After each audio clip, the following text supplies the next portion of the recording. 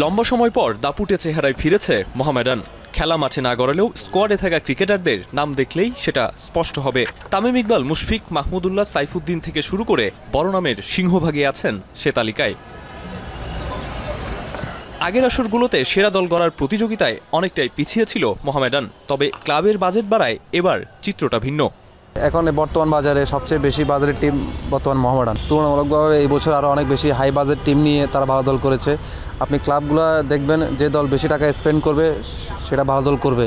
বিগত বছরগুলোতে আবাহনীকে বলা হয়েছে জাতীয় দলের ছায়াদল, কিন্তু এবার সেই তকমাটা মোহামেডানের। তবে সাইফুদ্দিনের তথ্যসূত্রে জানা গেল, ক্রিকেট পাড়ায় ফরচুন বরিশালের ছায়াদল হিসেবে সম্বোধন করা হচ্ছে ঐতিহ্যবাহী সাদা-কালো ক্লাবটিকে।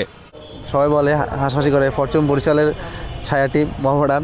তো যেহেতু আমি গত বছর ছিলাম, আনফর্চুনেটলি হয়তো বা এবছর খেলতে পারিনি, তো ইনশাল্লাহ বলাই যায়। তারপরও যেহেতু ভালো একটা মোমেন্টাম আছে, এখানকার কোচ থেকে ক্যাপ্টেন দুজনই মোহামেডানে কাজ করবে, তো ইনশাল্লাহ ওই অভিজ্ঞতাটা কাজে লাগাবে। টানা 6 বছর আবাহনীতে খেলেছেন সাইফুদ্দিন। অন্য দলে ভালো পারিশ্রমিকের প্রস্তাবও পেয়েছিলেন, তবে সব পেছনে ফেলে মোহামেডানের ডেরায় আসার অন্যতম কারণ তামিম ইকবাল।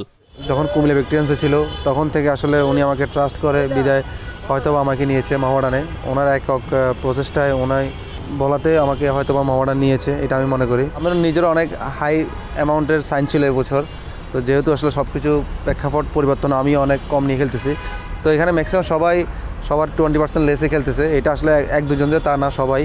পুরনো দিনগুলোর মতো এখন আর আবাহনী মোহামেডান ম্যাচে আগের সেই উত্তেজনা নেই, তবে দীর্ঘ সময় পর বড় বাজেটের দল গড়ায় দু দলের লড়াইয়ে ঐতিহ্য ফেরার অপেক্ষা। আরিফুল ইসলাম সাহাব, এখন, ঢাকা।